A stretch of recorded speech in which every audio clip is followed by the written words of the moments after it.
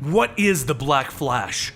Welcome to the Complete Story Series, where I take trade paperbacks and single issues and I break them down into digestible bites to help you understand. Then I read it dramatically back to you. All alterations to the panels, text, and images are to prevent copyright problems, and all art is owned by its respective companies. Now this is an older story. It takes place in a day and age where Barry Allen was dead, but Wally West was the Flash, and he was working with the Flash family. At this time, the Flash family consisted of Jay Garrick, Jesse Quick, Max Mercury, and Bart Allen. And this is the story that introduced the idea of the Black Flash.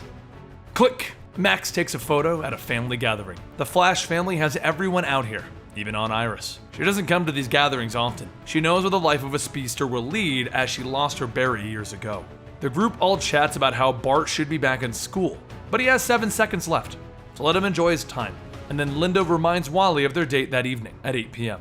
He smiles at her and he tells her, "Baby, I'm never late." Then she leaves the gathering, and Wally notices the weather's being weird, commenting it to Max. But Max is a little preoccupied with the photo that he took. He has seen something weird in it, because in 3 hours, the Flash dies. Jay is running through San Francisco chasing down a couple of thugs that just stole something. When out of nowhere, Wally comes running up alongside him and snow begins to fall. Jay asks Wally if he came by because of the odd weather, because right now it's kind of snowing in San Francisco, and Wally tells him that he didn't. He actually came here for relationship advice. He loves Linda, and he wants their relationship to be more, but he doesn't want the possibility of putting Linda's life through what Iris has gone through with the loss of Barry. And Jay asks him, "So is your plan to hide out until a villain shows up? The world is in crisis almost every month, Wally. No one knows how long they've got. So do you think that I'm doing the right thing, Jay?" "Depends. What did you do?" "I bought an engagement ring for Linda. I'm gonna ask her to marry me over dinner tonight." The two of them stop the motorcycles and the crooks hit the ground, and then they stop running. "You what, Wally?" He holds out the ring, and Jay smiles at him. In 2 hours, the Flash dies.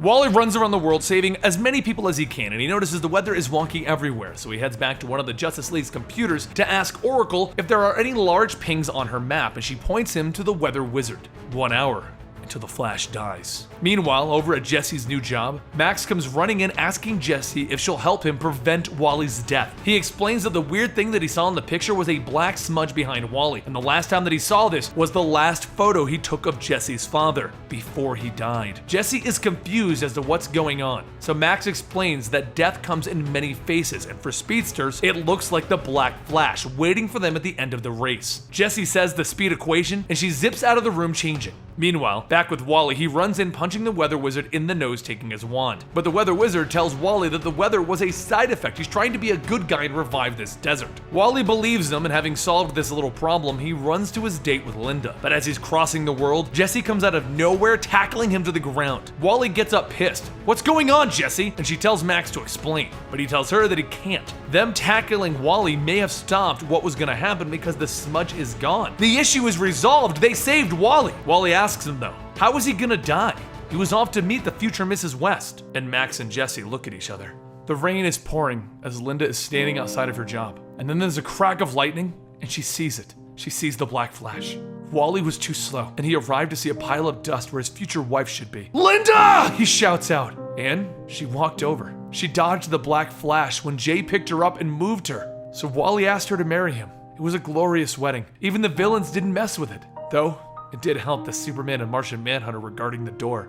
Then, on their honeymoon, they fought against each other and they almost had a divorce, but it turned out to be a trick from the Mira Master, and they won.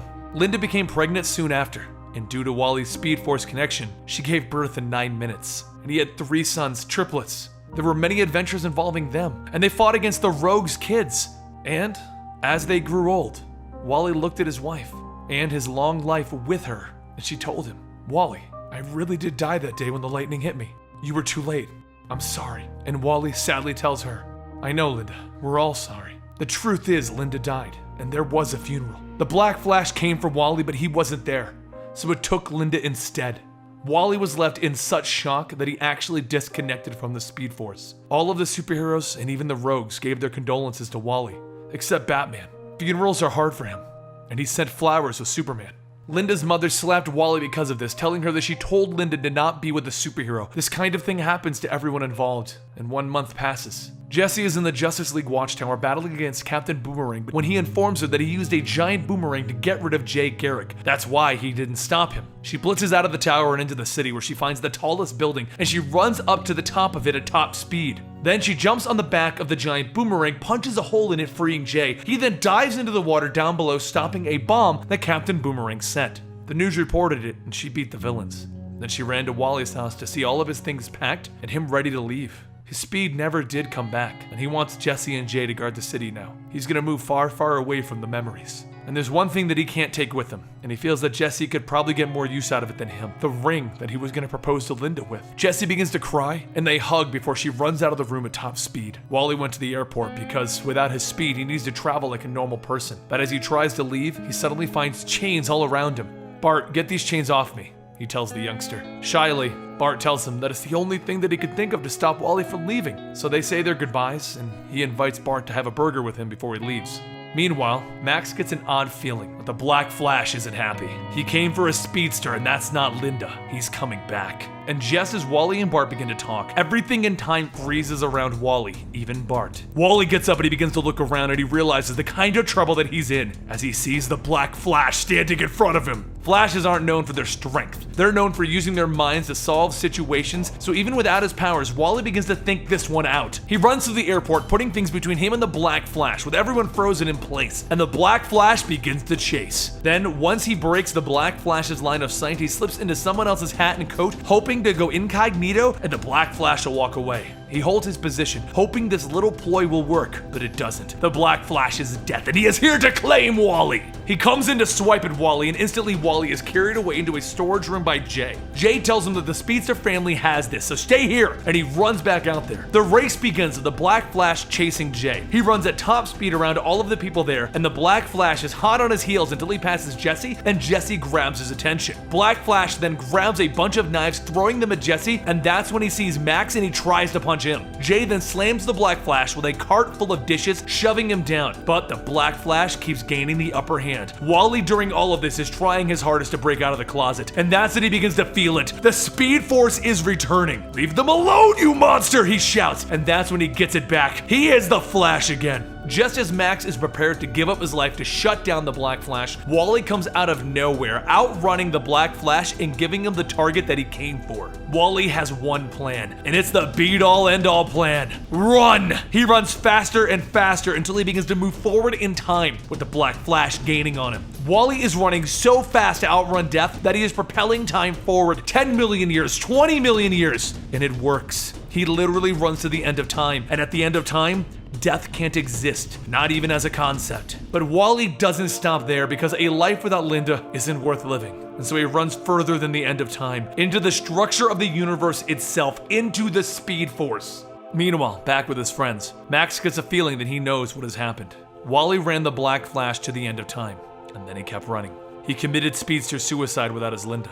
Bart is in shock. "No way!" And he begins to break down as Max tries to console him. Bart tells him, "Believe in him, Max. Believe." Then, Wally returns, holding Linda. He ran into the universe itself, into the Speed Force, and he pulled out Linda. She wakes up and he asks her, "Welcome home, honey. You miss me?" A few days pass and Wally explained what happened at Linda's funeral, that everyone came. Then he asked her to marry him in the graveyard at her grave. She told him, "Nope, not doing it here." And in an instant, Wally moved them both to Paris and he put on a tux, and she said yes. I hope you guys enjoyed this. Now, I'm pretty sure they're going to take a lot of the concepts of the Black Flash and bring it into season 3 of The Flash. Now, the pictures going around of a Black Flash individual, I'm not sure if this is Death, the guy from this story, or if it's Daniel West, a reverse Flash that wears a very black outfit. Let me know what your theories are down below, and let me know what you think about the Black Flash and these older stories. If you want some of the old Flash stories with Wally West, I can probably dig up quite a few good ones if you want to hear about them. But I'm leaving that up to you guys. Give this video a like if you want more of them. Let me know what you think about the Black Flash down in the comments down below. And don't forget to follow me on Twitter at Comicstorian and Instagram at Comicstorian. I'll see you guys next time right here.